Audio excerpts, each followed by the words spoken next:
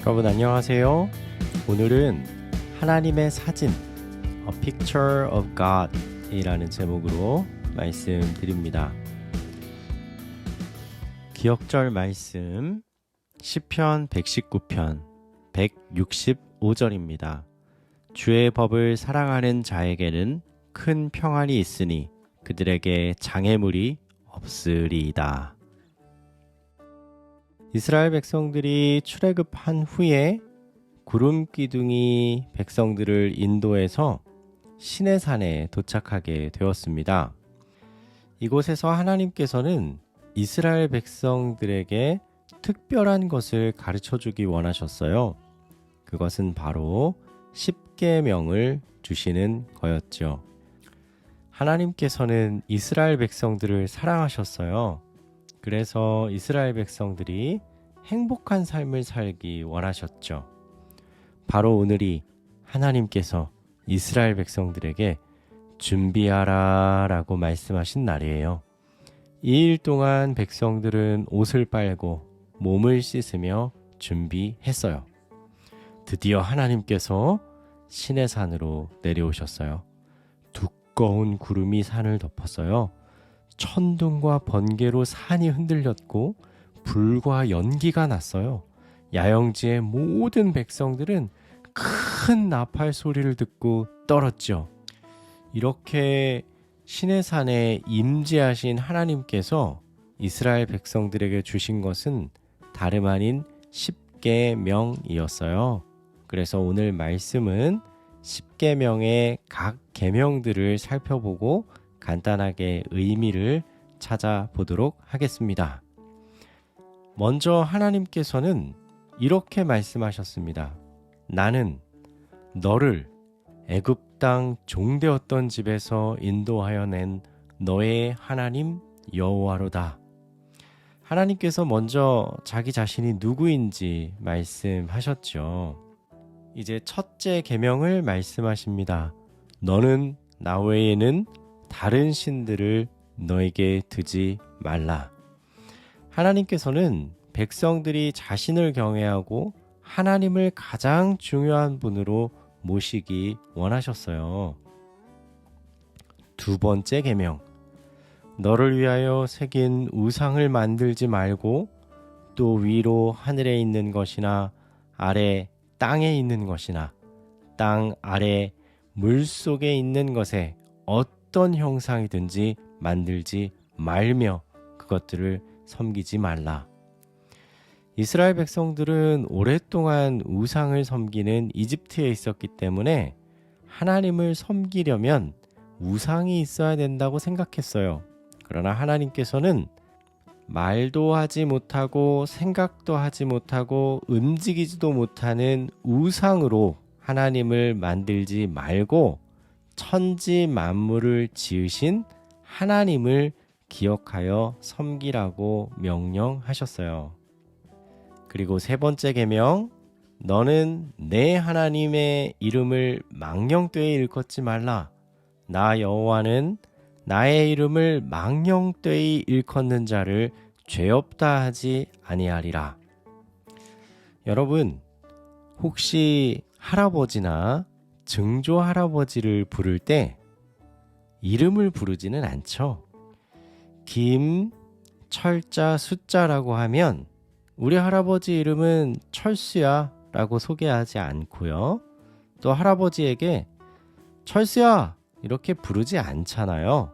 그것은 할아버지를 사랑하지만 할아버지가 나보다 나이도 많고 공경받아야 할 분이시기 때문에 그래요. 마찬가지로 사람을 창조하시고 천지 만물을 창조하신 하나님의 이름을 함부로 부르는 것, 그리고 망령되게 욕되게 부르는 것은 잘못된 일이므로 하지 말라고 명령하셨어요. 그리고 네 번째 계명, 안식일을 기억하여 거룩히 지키라. 안식일의 시작은 이스라엘 백성들에게가 아니라 천지 만물을 창조하시던 창조대로 거슬러 올라갑니다.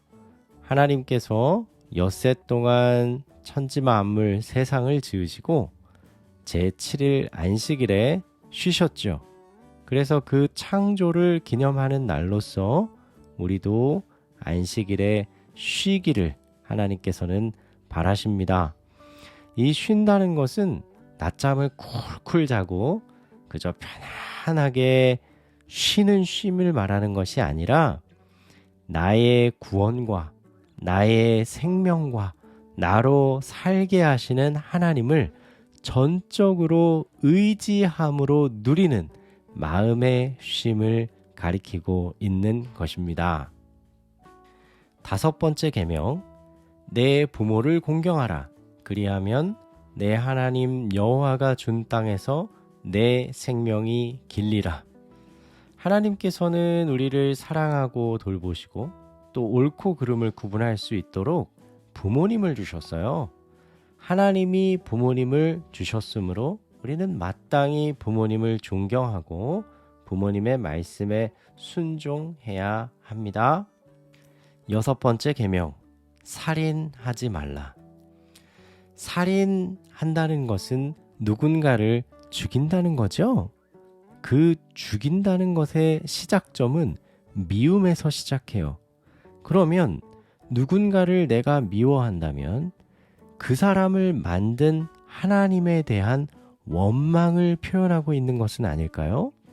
그러므로 하나님이 만든 사람이나 다른 피조물들을 미워해선 안 되겠습니다. 그리고 살인을 저지르는 일은 하나님께서 정말 금하고 계신 일입니다. 7번째, 간음하지 말라. 하나님께서는 행복한 가정을 원하세요. 서로 아끼고 사랑을 나누기 원하시죠. 그리고 8번째, 도둑질하지 말라. 하나님께서는 우리가 남의 물건에 대해 존중하기를 원하세요. 그리고 9번째, 내 이웃에 대하여 거짓 증거하지 말라. 거짓 증거를 한다는 것은 누군가가 그 일을 하지 않았는데 내가 했다라고 말하는 것, 그것이 거짓 증거고, 또 누군가가 그 일을 했는데 아니에요, 저 사람 그 일 하지 않았어요 라고 말하는 게 거짓된 증거예요. 여러분, 하나님은 진실한 사람이 되기를 원하십니다. 하나님은 우리가 하나님께 진실하기 원하시고 뿐만 아니라 우리의 친구들에게도 우리 이웃에게도 진실되기를 원하십니다. 9번째, 내 이웃의 소유를 탐내지 말라. 대부분의 사람들이 행복하지 않은 이유는 다른 사람이 나보다 좋은 것을 가지고 있기 때문이라고 해요. 그래서 그 사람이 행복해 보이고 그 사람의 것이 갖고 싶고 그리고 나도 그 사람처럼 살고 싶다라는 생각 때문에 행복하지 않다고 느끼는 사람들이 많이 있대요. 우리가 하나님이 주신 모든 것에 감사하고 만족하면서 살 때 우린 얼마나 행복해질까요? 하나님께서는 백성들이 하나님에 대해 잘 이해하고 계명을 순종할 때 행복해질 것을 아셨어요. 십계명은 우리를 사랑하시고 우리가 행복해지기를 원하시는 하나님의 사진이에요. 우레와 화염 가운데서 위대하신 입법자의 권능과 위엄을 놀랍게 나타내시며 말씀하신 십계명의 거룩한 교훈은 이와 같았다. 하나님께서 당신의 율법을 선포하실 때에 당신의 권능과 영광을 나타내신 것은 당신의 백성들로 하여금 그 광경을 결코 잊어버리지 않게 해서 율법의 제종자요 천지의 창조주이신 당신께 깊은 존경심을 갖도록 감명을 주시기 위함이었다. 하나님께서는 또 당신의 율법의 신성성과 중대성과 영원성을 만민에게 보이려고 하셨다. 질문 드리겠습니다. 하나님께서는 왜 이스라엘 백성에게 십계명을 주셨을까요? 두 번째, 여러분이 시내산에서 십계명을 주시는 모습을 본다면 어떤 기분이었을까요? 세 번째, 아무도 십계명을 지키지 않는다면 세상은 어떻게 될까요?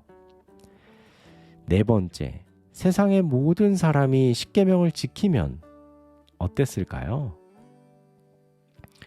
여러분이 예수님을 사랑한다면 무엇을 할 건가요? 여섯 번째, 여러분이 십계명을 지킬 수 있도록 예수님께서 도와주실 거예요. 기도하겠습니다. 사랑하는 아버지 하나님, 행복을 위해 십계명을 주셔서 감사합니다.